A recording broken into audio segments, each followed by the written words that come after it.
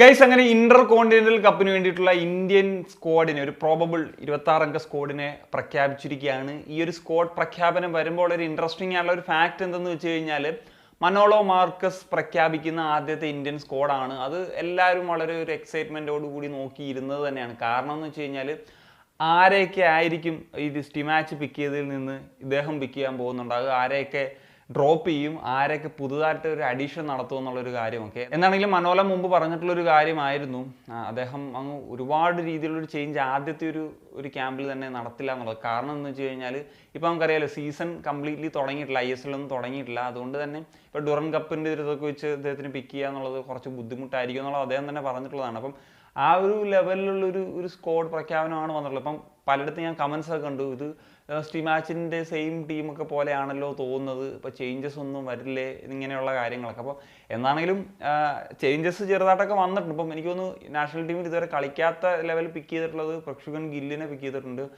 അതുപോലെ തന്നെ പ്യൂട്ടിയെ പിക്ക് ചെയ്തിട്ടുണ്ട്, കിയാൻ നസീരിയെ പിക്ക് ചെയ്തിട്ടുണ്ട്. ബാക്കി എല്ലാവരും കുറച്ച് മാച്ചെങ്കിലും ഒക്കെ ആയിട്ട് 1-2 മാച്ച് വരെയെങ്കിലും മിനിമം ഒക്കെ കളിച്ചിട്ടുള്ള പ്ലേയേഴ്സ് ആണ് എന്നുള്ളതാണ്. അപ്പം ഇതിൽ നമ്മളൊരു എക്സൈറ്റ്മെൻറ്റോടുകൂടി നോക്കേണ്ട മറ്റൊരു കാര്യം, നമ്മൾ പലപ്പോഴും ഒരു ആറ്റിറ്റ്യൂഡ് പ്രശ്നങ്ങളൊക്കെ പറഞ്ഞിട്ടുണ്ട് നാഷണൽ ടീമിൻ്റെ ഒരു കാര്യത്തിലേക്ക് വരുമ്പോൾ. ഇതൊരു ഫ്രഷ് ആയിട്ടുള്ളൊരു സ്റ്റാർട്ട് തന്നെയായിരിക്കും. അപ്പോൾ അണ്ടർ സ്റ്റിമാച്ച് ഈ പ്ലേയേഴ്സ് എങ്ങനെ കളിച്ചു, ഇനി മനോലോയുടെ അണ്ടറിലേക്ക് വരുമ്പോഴത്തേക്ക് അതെങ്ങനെ കളിക്കുന്നു എന്നുള്ളതൊക്കെ നമുക്ക് നോക്കി കാണേണ്ട ഒരു കാര്യം തന്നെയാണ്. ഗോൾ കീപ്പിംഗ് പൊസിഷനിലേക്ക് വരുമ്പോഴത്തേക്കും സ്റ്റിമാച്ച് സ്ഥിരമായിട്ട് നടത്തുന്നതിൽ നിന്നൊരു ചേഞ്ച് വരുത്തിയിട്ടുള്ളത് ഗില്ലിനെ ആഡ് ചെയ്തിട്ടുണ്ട് എന്നുള്ളതാണ്. അതിലിപ്പം അമരീന്ദറിനെയും അതുപോലെ ഗുർപ്രീതിനെയും ആഡ് ചെയ്തിട്ടുണ്ട്. വിശാൽ കെയ്ത്തിനെയാണ് പ്രധാനമായിട്ട് ആഡ് ചെയ്യാറ്റില്ല എന്ന് നമുക്ക് പറയാൻ പറ്റുന്നൊരു കാര്യം. ആക്ച്വലി ഗില്ലിനെ ഞാൻ എക്സ്പെക്ട് ചെയ്തതാണ്, പക്ഷേ അമരീന്ദറിന് പകരം വരുമെന്നുള്ളതാണ്. കാരണം അമരീന്ദർ കുറച്ചിപ്പോൾ ഒന്ന് ഡൗൺ ആയിട്ടൊക്കെ വരുന്നൊരു സാഹചര്യമാണ് ഉള്ളത്. സോ അങ്ങനെ ഒരു കംപ്ലീറ്റ്ലി ഒരു 2 ഗോൾ കീപ്പേഴ്സിനെയും ചേഞ്ച് ചെയ്യേണ്ട എന്നുള്ളൊരു തീരുമാനത്തിലായിരിക്കാം. എന്താണെങ്കിലും ഒരു യങ്സ്റ്റർ എന്ന നിലയിൽ ഗില്ലിനെ ആഡ് ചെയ്തിട്ടുണ്ട് എന്നുള്ള പോസിറ്റീവാണ്. അപ്പം പലരും പറഞ്ഞിരുന്നു ഗുർപ്രീതിനെ ഒഴിവാക്കി വിശാലിനെ ഉൾപ്പെടുത്തണോ എന്നുള്ളത്. എനിക്ക് തോന്നുന്നില്ല. കാരണം ഇപ്പോഴും ബിഗ് മാച്ചസിൽ ഗുർപ്രീത് വരുന്നൊരു ഇമ്പാക്റ്റ് എന്ന് വെച്ച് കഴിഞ്ഞാൽ അത് വേറെ തന്നെയാണ്. അതിലേക്ക് വേറെ ഒരു പ്ലെയറിന് ഇപ്പോഴും മാച്ച് ചെയ്യാനായിട്ട് പറ്റിയിട്ടില്ല. പിന്നെ കോച്ചസ് ഇപ്പം സ്റ്റിമാച്ച് ഉണ്ടായിരുന്ന സമയത്താണെങ്കിലും മറ്റ് ഗോൾ കീപ്പർ പ്രധാനമായിട്ട് അമരീന്ദറിനാണ് ഓപ്പർച്യൂണിറ്റീസ് ഒക്കെ കൊടുത്തിട്ടുള്ളത്. ഇപ്പം സാഫിലാണെങ്കിലും കഴിഞ്ഞ ഇന്റർ കോണ്ടിനെന്റലാണെങ്കിലും ഒക്കെ അദ്ദേഹം കൂടുതൽ അമരീന്ദറിനൊക്കെ ഒരേപോലെ തന്നെ ഗുർപ്രീതിന് കിട്ടുന്ന പോലെ തന്നെ ഒരേപോലെ ഗെയിം ടൈം കൊടുത്തിട്ടുണ്ട് എന്നുള്ളത് നമുക്ക് മനസ്സിലാക്കാൻ സാധിക്കും. ഇനിയിപ്പം എൻ്റെ ഒരു ഒപ്പീനിയൻ പറയുകയാണെങ്കിൽ ഇപ്പം കോമ്പറ്റീറ്റീവ് അല്ലാത്ത മാച്ചസിലേക്ക് വരുമ്പോഴത്തേക്ക് ഇതുപോലത്തെ മാറ്റി ഗോൾ കീപ്പേഴ്സിനെ ചേഞ്ച് ചെയ്തിട്ടൊക്കെ നോക്കാം. എന്നിട്ട് അതിലാര് ഏറ്റവും നന്നായിട്ട് പെർഫോം ചെയ്യുന്നു അവരെ ഈ പറയുന്ന പോലെ കോമ്പറ്റീറ്റീവ് മാച്ചസിലേക്ക് വരുമ്പോൾ ഉപയോഗിക്കുക എന്നുള്ളതാണ്. സ്റ്റിൽ കോമ്പറ്റീറ്റീവ് മാച്ചസിൽ ഞാൻ മുമ്പ് പറഞ്ഞ പോലെ നമ്മുടെ ടീം മൊത്തത്തിൽ ഡൗൺ ആയിട്ട് പോലും നിൽക്കുവാണെങ്കിലും ഗുർപ്രീത് നന്നായിട്ട് പെർഫോം ചെയ്യാറുണ്ട് എന്നുള്ളത് നമ്മൾ കണ്ടിട്ടുള്ളൊരു കാര്യമാണ്. ഇനി സെൻട്രൽ ബാക്സിലേക്ക് വരുമ്പോഴത്തേക്കും സന്ദേശ് സിംഗിന് ഇപ്പം കംപ്ലീറ്റ്ലി ഒരു ഫിറ്റ് ആകാത്തതുകൊണ്ടായിരിക്കും അദ്ദേഹത്തെ പിക്ക് ചെയ്യാത്തത്. ഈ വന്നിട്ടുള്ളത് 4 പ്ലേയേഴ്സാണ് പ്രധാനമായിട്ടും. അൻവർ അലി, രാഹുൽ ബേക്കെ, ചിങ്ലൻ സന സിംഗ് ആൻഡ് മെഹ്താബ് സിംഗ് എന്നിവരാണ്. ഇത് അത്യാവശ്യം അവൈലബിൾ ആയിട്ടുള്ളവർ വെച്ചൊരു നല്ല പിക്ക് തന്നെയാണ് എന്നുള്ളതാണ് എനിക്ക് തോന്നുന്നത്. അതിൽ സന സിംഗിനെ തിരിച്ചു കൊണ്ടുവരുന്നു. കാരണം സന സിംഗിനെ സ്റ്റിമാച്ച് അധികം പരിഗണിക്കാത്തൊരു പ്ലെയറാണ്.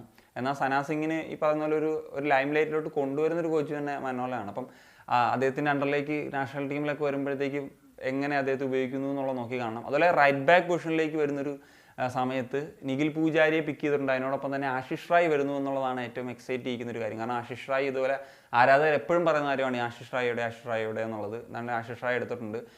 സോ അമ്മയെയാണ് ഉൾപ്പെടുത്താത്തത്. എനിക്ക് തോന്നുന്നു ഈ പറഞ്ഞ ഒരു കംപ്ലീറ്റ് ആയിട്ടുള്ളൊരു ചേഞ്ച് വേണ്ടാവുന്ന തരത്തിലായിരിക്കും ഒരു ഇപ്പം നാഷണൽ ടീം കളിക്കുന്ന പ്ലെയറെ അതുപോലെ ആശിഷ് റായ് എടുത്തിട്ടുള്ളത്. പിന്നെ നിഖിലിൻ്റെ കാര്യം എടുത്തു കഴിഞ്ഞാലും ആശിഷ് റായുടെ കാര്യം എടുത്തു കഴിഞ്ഞാലും 2 താരങ്ങളും മനോലോയുടെ അണ്ടറിൽ തന്നെ ഒരു റൈറ്റ് ബാക്ക് എന്ന നിലയിൽ ഏറ്റവും നന്നായിട്ട് പെർഫോം ചെയ്ത് വന്നവരാണ്. അപ്പം അവരെ നാഷണൽ ടീമിലേക്ക് വരുമ്പോഴത്തേക്കും എങ്ങനെ ഉപയോഗിക്കുന്നു എന്നുള്ളത് നമുക്ക് നോക്കണം. ഇനി ലെഫ്റ്റ് ബാക്ക് പൊസിഷനിലേക്ക് വരുന്ന സമയത്ത് സുഭാഷിഷ് ബോസിനെ ഉൾപ്പെടുത്തിയിട്ടുണ്ട്.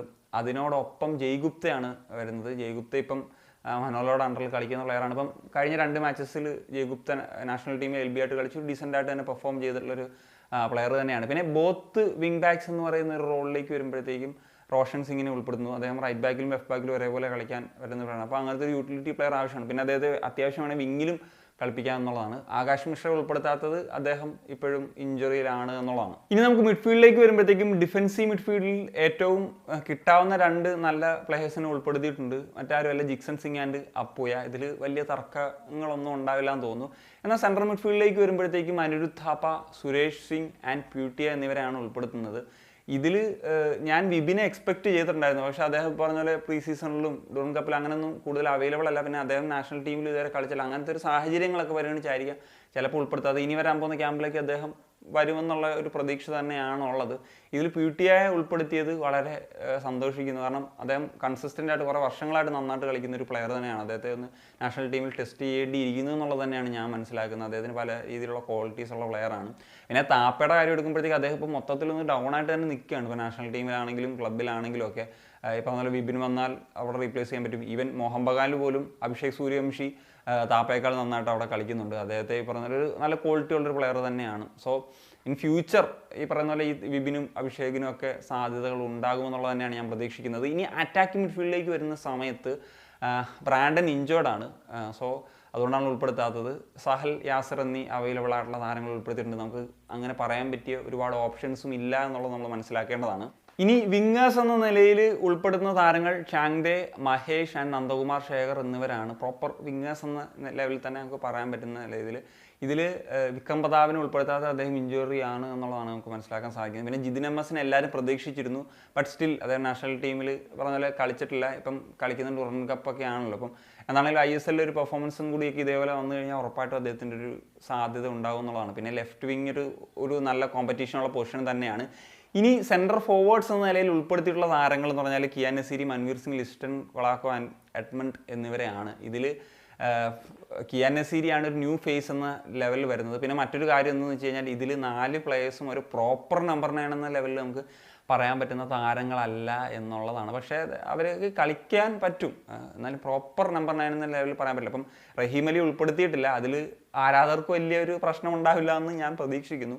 പിന്നെ ഡേവിഡും അതുപോലെ ലാലൻ സാല എന്നീ താരങ്ങളാണ് പ്രതീക്ഷിച്ചിരുന്നത്. പ്രത്യേകിച്ച് ഇപ്പോൾ ഡേവിഡിൻ്റെ കാര്യം എടുത്തു കഴിഞ്ഞാൽ ഈസ്റ്റ് ബംഗാൾ ഈ സീസണിൽ ഡൂറൻ കപ്പിലും AFC കപ്പിലും ഒക്കെ ആയിട്ട് 2 ഗോൾസും അദ്ദേഹം സ്കോർ ചെയ്തിരുന്നു. അദ്ദേഹം ഡീസൻ്റ് ആയിട്ടുള്ള പ്ലെയർ തന്നെയാണ്. അദ്ദേഹത്തെ പിക്ക് ചെയ്യാമായിരുന്നു എന്നുള്ളതാണ് എനിക്ക് തോന്നുന്നത്. പിന്നെ പാർദിക് ഗൊഗോയി ആണ് മറ്റൊരു പ്ലെയർ എന്ന നിലയിൽ പറയാൻ പറ്റുന്നത്. പക്ഷേ അദ്ദേഹം ഇഞ്ചേർഡ് ആണ് എന്നുള്ളതാണ് ഞാൻ മനസ്സിലാക്കുന്നത്. ഇപ്പോൾ നോർത്ത് ഈസ്റ്റിൻ്റെ ഇപ്പോഴത്തെ ഒരു കഴിഞ്ഞ 2 മാച്ചിൻ്റെയൊക്കെ സ്കോഡിൽ പോലും അദ്ദേഹം വന്നിട്ടില്ല. അപ്പോൾ ഇഞ്ചുറി ആണ് എന്നുള്ളതാണ് മനസ്സിലാക്കുന്നത്. ഇനി സ്കോഡ് എങ്ങനെ ഉണ്ടെന്ന് ചോദിച്ചു കഴിഞ്ഞാൽ ഞാൻ നേരത്തെ പറഞ്ഞ പോലെ മാച്ചിൻ്റെ ഒരു സ്കോഡിൽ നിന്ന് ഒരുപാട് വലിയ ചേഞ്ചസ് ഒന്നും വരുത്തിയിട്ടില്ല. എന്നാൽ ചില ചേഞ്ചസ് ഒക്കെ വരുത്തിയിട്ടുണ്ട് എന്നുള്ളതാണ്. പക്ഷേ ഇത് നമുക്ക് അങ്ങനെ കംപ്ലീറ്റ്ലി പറയാൻ പറ്റത്തില്ല. ഇനി അടുത്തടുത്ത ഒരു ക്യാമ്പ്സ് ഒക്കെ വരുമ്പോഴായിരിക്കും അതിനെ നമുക്ക് വിലയിരുത്താനായിട്ട് സാധിക്കുക.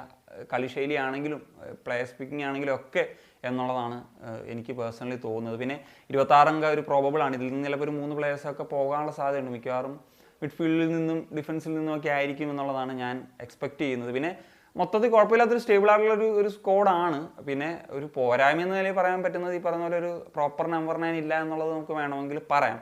ഇതിൽ ഈ പറഞ്ഞ പോലെ മനോലയുടെ ഒരു കാര്യം കൂടി പരിശോധിച്ച് തന്നെ നമുക്ക് ഒരു പൊട്ടൻഷ്യൽ 11 എന്ന് ചോദിച്ചു കഴിഞ്ഞാൽ ഒരു ഗോൾ കീപ്പർ എന്ന നിലയിൽ ഗുർപ്രീത് തന്നെ, സെൻട്രൽ ബാക്കിലേക്ക് വരുമ്പോഴത്തേക്കും അൻവർ അലി ആൻഡ് ചിംഗ്ലൻ സന സിംഗ്, റൈറ്റ് ബാക്കിൽ ആശിഷ് റായ്, ലെഫ്റ്റ് ബാക്കിലേക്ക് വരുമ്പോൾ ജയ് ഗുപ്ത, മിഡ്ഫീൽഡിൽ 2 ഹോൾഡിംഗ് മിഡ്ഫീൽഡേഴ്സ് എന്ന നിലയിൽ ജിക്സൺ ആൻഡ് അപ്പുയ, ആൻഡ് ഒരു അറ്റാക്കിംഗ് മിഡ്ഫീൽഡർ എന്ന നിലയിൽ സഹൽ, റൈറ്റ് വിങ്ങിലേക്ക് വരുമ്പോൾ ലാലും സാല, ചാങ്ദെ, ആൻഡ് ലെഫ്റ്റ് വിങ്ങിലേക്ക് വരുന്നൊരു സമയത്ത് മഹേഷ് സിംഗ്, ആൻഡ് ഒരു സെൻട്രൽ ഫോർവേഡ് എന്ന നിലയിൽ മൻവീർ സിംഗ്. ഇങ്ങനെയാണ് ഞാൻ എക്സ്പെക്ട് ചെയ്യുന്നത്.